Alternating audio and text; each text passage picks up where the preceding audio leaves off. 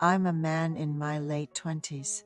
Growing up, I never had much interest in academics and have been working in a manufacturing job for a long time. I've been at the factory since my high school teacher recommended me and even wrote a letter of recommendation, given how many have left over the years. I'm considered one of the longest-serving employees. Naturally, this led to a promotion from a general employee to a supervisory role. And now I'm even being considered for higher positions. My effort to always work diligently and pleasantly has been recognized. The challenge now is that our company has acquired a great piece of land in a rural area outside the city to build a new factory. However, given its location, no one is eager to move there. This is especially true for those with families, considering schools for their children and employment for their spouses. One day, the boss called me in and said, "Ethan, think of it as a chance to save a substantial amount of money and go there for just 3 years. We'll take good care of your vacations and leave days. We're really short on people for management positions." After giving it some thought, the offer didn't seem too bad. The salary would significantly increase, and after just 3 years, I'd be guaranteed a promotion upon my return. Although it's a rural area, there are quite a few houses available for rent, and the company offered to cover my housing costs. Considering everything, it didn't seem like a step down from my current situation. The only downsides might be the challenge of dating and a lack of nightlife, but I'm still in my late 20s, and I figured it could be a good opportunity to save up some money. A few days later, I went to my boss and said, "I'll go. You promise a promotion upon my return, right?" We had this conversation, and then I found out I had to move much sooner than expected. With only about 3 weeks to prepare, I had to quickly find a place to live and book a moving service. Since I couldn't visit the place myself, I relied on recommendations from coworkers who were also moving to find a place in a similar neighborhood. I ended up in an old row house, which was quite spacious at around 70 square meters and had recently been renovated, so the condition wasn't bad. However, it was located in a more secluded part of the neighborhood, with fields right outside the window. I could see tractors passing by, and at night, all you could hear were the sounds of crickets. It was a 10-minute walk to the nearest grocery store. Still, there was a shuttle bus for commuting, and I didn't mind the walk, so it seemed like it would be manageable. The first month was incredibly busy, with adapting to the new environment and training many new employees. After about a month, I finally took a 3-day break and spent my time lazily at home. One day, I opened the window for some air and found myself gazing out at the fields, where I saw a woman working. She wore a wide-brimmed hat and a floral scarf that covered her face, making it hard to see her clearly. But it was evident she was diligently working in the field. She was wearing the kind of loose pants common in rural areas.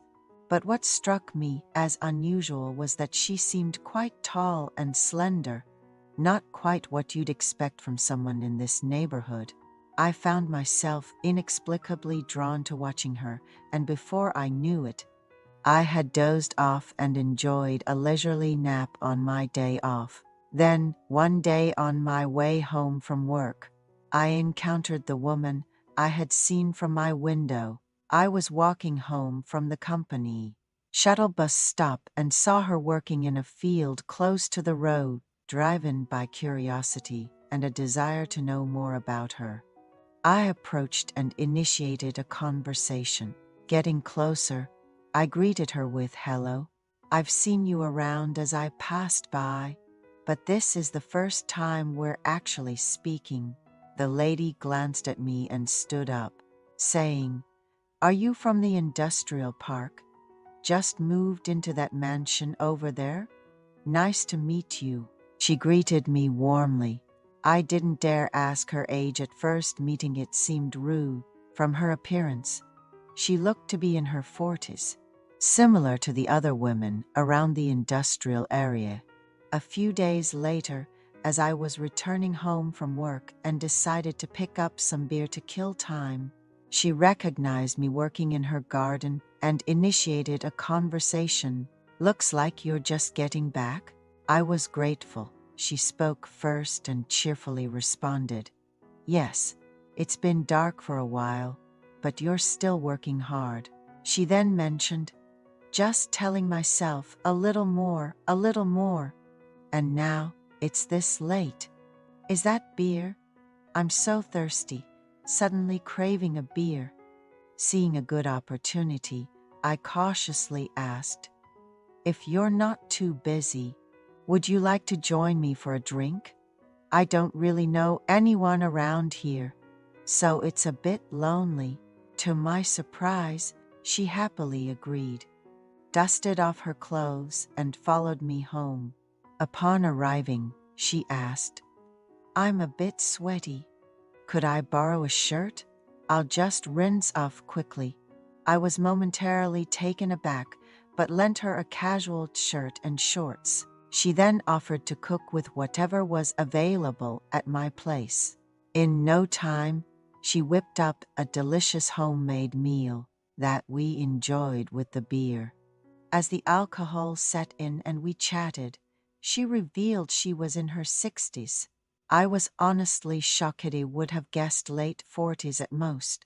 She shared that her husband had passed away before their children were born, and since then, she has been living alone. As we got to know each other over drinks, we found ourselves lying on the floor, deep in conversation until our eyes met. I'm not sure what came over me, but I moved closer, and when she didn't pull away, our lips met. We naturally spent a pleasant time together until the early morning. Dew began to fall. Feeling it was only right, I composed myself and walked her home in the fresh night air. Turns out, she didn't live far. Despite the awkwardness, I was somewhat exhilarated as I returned home and eventually fell into an exhausted sleep. Heading to work the next day, I started to second-guess what had happened. In such a small rural community, rumors of our unusual relationship could spread, and I began to worry. Returning home after work with mixed feelings, I found her, dressed casually this time, waiting at my doorstep. She said, "I noticed you didn't have much for sides, so I made some. Please, take care." She was about to leave right after dropping them off. I couldn't just let her go, so I awkwardly invited her. "Since you've made the effort to bring the sides, why not stay for dinner?" During dinner, I learned she was the same age as my grandmother. My grandmother had my father at a very young age, so the age gap wasn't that big. The realization that I had been intimate with someone my grandmother's age added to my confusion. However, she seemed indifferent or unaware of my turmoil, casually suggesting, "Just call me sister. It feels strange to be called aunt or grandma since I don't have kids," trailing off at the end. So from then on, I comfortably referred to her as sister, and she started bringing over dishes regularly since that memorable first night. Feeling the need to reciprocate, I often tried to create the right atmosphere. Around that ambiguous time, she started calling me honey in a way that felt more like how older women might address each other rather than a pet name. It's unusual, isn't it, to be called honey by someone of the same sex, nearly 40 years your senior. I was taken aback, but didn't know how to ask her to stop without making it awkward, so I let it slide. We weren't officially dating or even exchanging messages, but we found excuses to meet almost daily under the guise of sharing meals or sides.